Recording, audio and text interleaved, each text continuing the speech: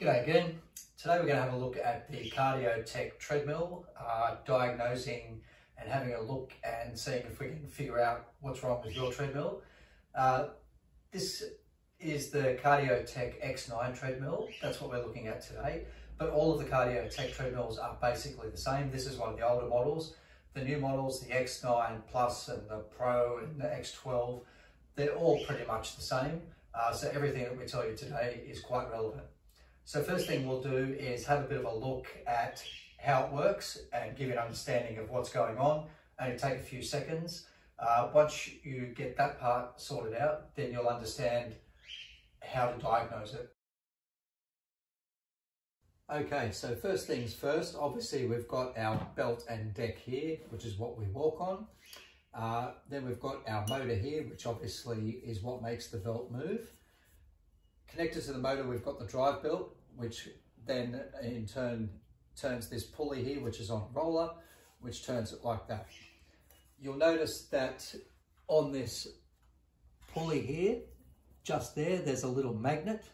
That is for your speed sensor, which is sitting just there. So every time this magnet goes past this speed sensor, it senses it and it gives this board here a little pulse, and that's how we know how fast it's going. This part here is your control board. It's lower control board or motor control board. To be honest, it's more of a power distribution board because it basically gets a signal from up the top. When you press start, it engages this and it sends power to the motor.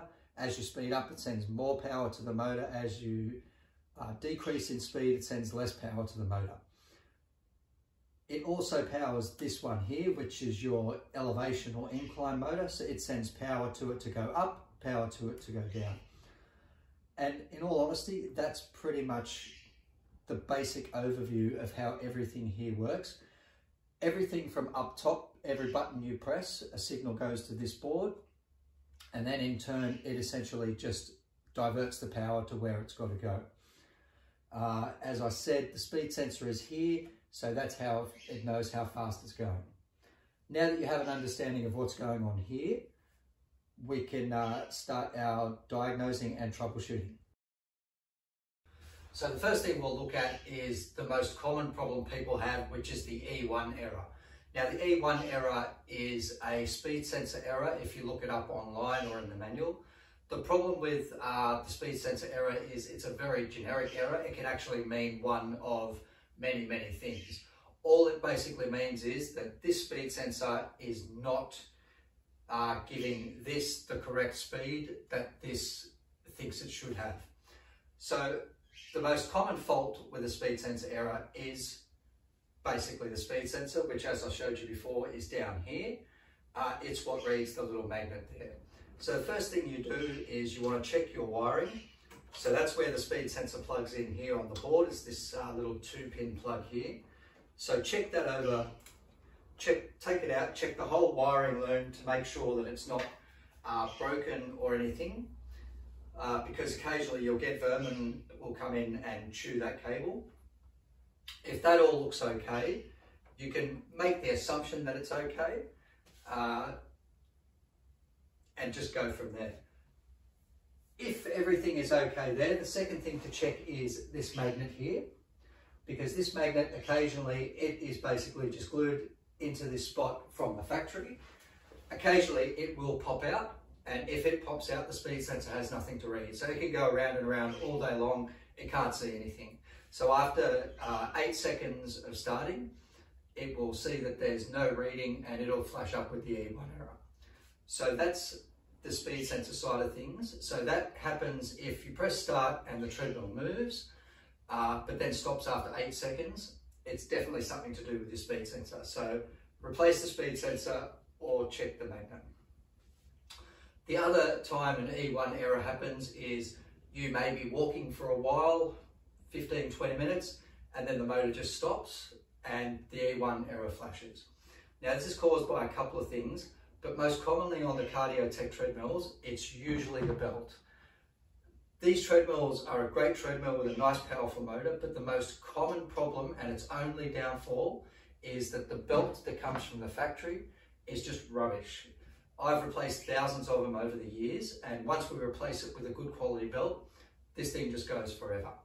So the original belt is a light grey belt. So if yours has a light grey belt and it's cutting out after a certain amount of time, there's a fair chance that that's the problem.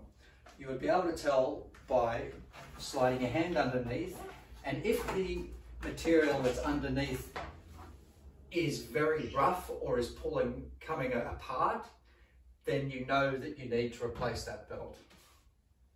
You'll also know that that is something because if you've unplugged everything and turned everything off, make sure you don't have power to it. If you put your hand near the motor, on the motor, making sure you've got no power connected, if that motor is red hot, you know that it's working way too hard and it's basically cut out because the thermal cutout has kicked in. It's gotten too hot and it can't function anymore. So you'll find if you leave it for 20 minutes, half an hour, that motor will cool down. You'll be able to plug it in, press start again, and it'll go again. But without replacing the belt, it's just going to get it way too hot and it'll just do it over and over and over again. And eventually you'll burn the motor out and you'll probably burn this board out. So that's another E1 error. The third E1 error happens when you press start and nothing happens at all. Now 9 times out of 10, it's this power board here that's blown. It can't supply power to the motor anymore. This is a really tricky one because in order for this to burn out, it usually means that the motor's gotten really hot too many times. It's drawn too much current from this board and basically just can't do it anymore. So before you go ahead and replace this board, you want to make sure that your motor isn't getting too hot and you want to make sure that the belt is okay. If you remember from before, we said that the motor will get really hot if the belt is stuffed. So if you're in this scenario, it's a real tough one because it could mean that your motor is burnt out because of your belt, and in turn it's taking this out. You might honestly have to replace all 3 of these components. And if it's a newer treadmill, it's worth doing, but if it's an old Cardiotech treadmill, honestly, probably not worth your while. I think that's about all we can essentially cover with the E1 error. With those 3 things, you should be able to fix it. If you can't fix it with those 3 things, drop us a comment and we'll see if we can help you out. The only other real problems you have with these are basically if you turn the power on up the top and it's on for about a second and then the screen just kind of goes out. That's usually this board here, because if you remember, that's like a power distribution board. So what that's saying is a little transformer on here, it's a little yellow one. That basically supplies power to the top here. Once that goes, it just can't supply enough power to the top.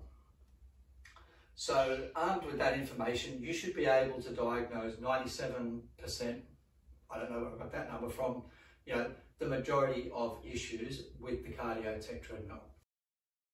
The last main problem we have occasionally with these treadmills is the safety key. Cardiotech are one of the only companies that use this safety key. It's quite an irritating safety key because not only has it got the magnet that sits around here, but it's also got a little push button in there, the yellow bit there. Now that needs to have a magnet around there and it needs to have this little yellow bit pushed in for it to make contact. So sometimes this little bit in the middle here will break off and you've got your magnet but you don't have anything to switch it. What you can do is get a little tiny screw or something like that, put it there, stick your magnet above it and it will push that switch in. That's quite a handy thing to know because if you've lost your safety key, you can just get another generic safety key without that bit there and just glue like something right to the middle just to have that little rise there and that'll push that in. Apart from that, there's not much else we can tell you about it. If you have any more questions, as I said, just drop a line in the comments and we'll see if we can help you out. Hope this helps and don't forget to like and subscribe.